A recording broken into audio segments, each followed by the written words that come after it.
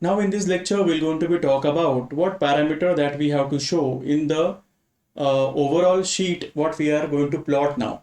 So basically here we have to show first specification of a panel. So how many number of panel we are using, how many DC inputs we have, number of the string, number of an solar panel in one string, rating of an solar panel. Specification of the string monitoring box or combiner box, what fuses we are using, how many fuses we require to use, and what is the specification of an DC isolator switches.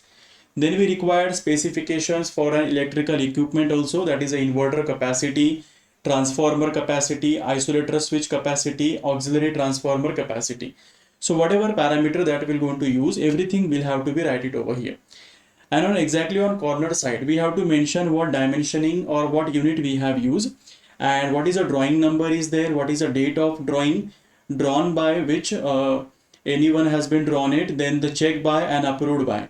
So like that we have to do the signatures over here, and then our overall sheet what we have drawn will be then authenticated for further use.